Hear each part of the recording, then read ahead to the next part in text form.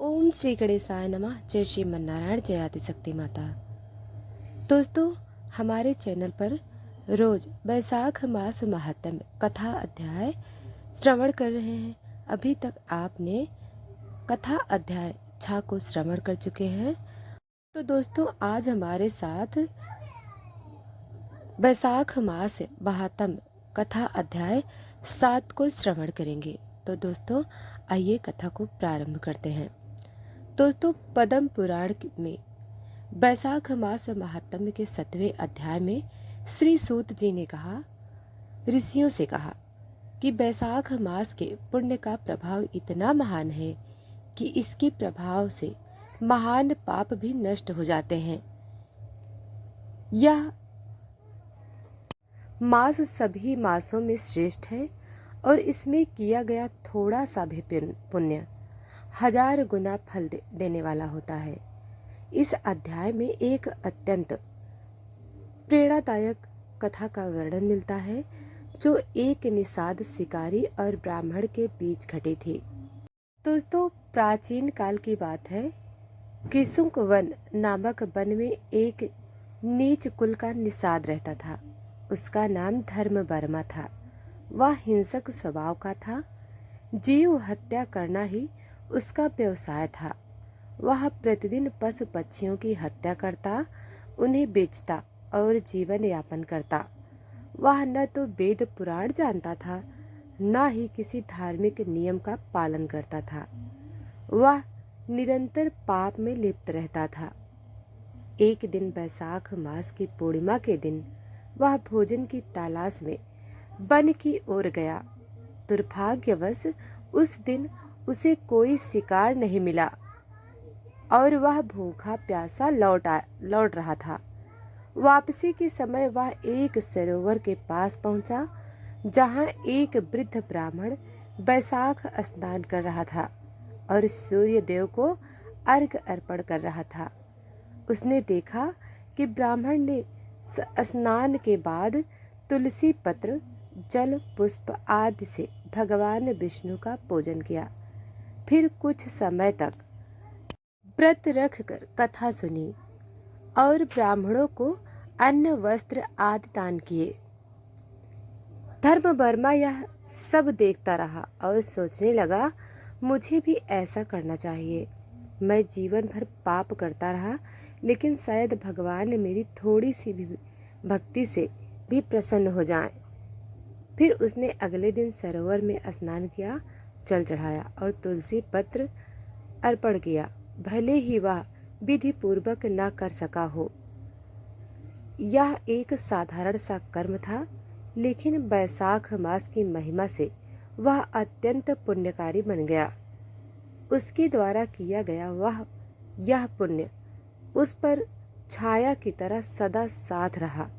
जब उसकी मृत्यु हुई, यमदूत उसे ले जाने के लिए आए, परंतु विष्णुदूतों ने उन्हें रोका और कहा, इसने बैसाख मास स्नान, अर्घ और तुलसी अर्पण किया है, इसलिए यह विष्णुलोक का अधिकारी है। धर्मवर्मा का स्वरूप दिव्य हो गया और उसे विमान में बिठाकर भगवान विष्णु के लोक में ले जाया गया। यह देखकर यमराज भी अचंभित हो गए और बोले, बैसाख मास का पुण्य तो सबसे ऊपर है। यह तो पापियों को भी वैकुंठ का अधिकारी बना देता है। दोस्तों, श्री सूत जी ने कहा, यह कथा सुनाकर बताया कि बैसाख मास में किया गया एक छोटा सा भी पुण्य अत्यंत बहुत ही ज्यादा फलदायी होता है।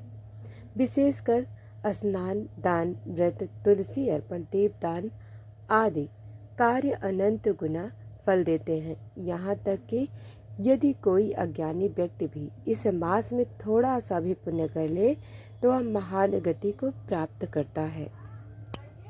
दोस्तों, यह कथा हमें सिखाती है कि किसी भी व्यक्ति का जन्म चाहे जैसे कुल में हुआ हो, लेकिन यदि वह सत्कर्म करता है तो ईश्वर की कृपा प्राप्त कर सकता है। बैसाख मास में किए गए साधारण से भी साधारण कार्य पापों को नाश करते हैं। तुलसी पत्र, जल अर्पण जैसे छोटे छोटे कार्य भी अत्यंत प्रभावशाली हैं। यदि श्रद्धा और भावना से किए जाएं तो उनका फल अनंत गुना हो जाता है।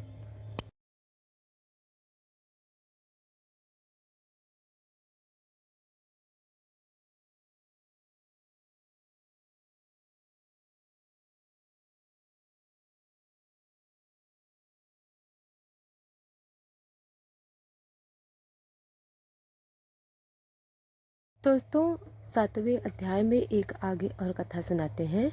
बहुत समय पहले की बात है। काशी नगरी में समीपति ग्राम में एक ब्राह्मण परिवार में सत्यव्रत नामक बालक ने जन्म लिया।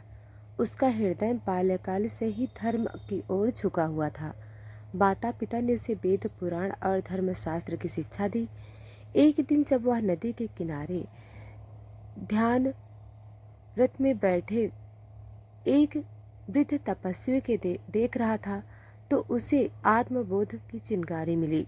वृद्ध ने कहा, बस इस संसार में प्रत्येक वस्तु क्षण भंगुर है, जो शाश्वत है वह है आत्मा का परम लक्ष्य, मोक्ष और उसका द्वार है। बैसाख मास। दोस्तों, बैसाख मास। यह सुनकर सत्यव्रत ने प्रण किया कि वह जीवन का सर्वोच्च लक्ष्य केवल मोक्ष को बनाएगा और उसी हेतु बैसाख मास का विधि पूर्वक पालन करेगा।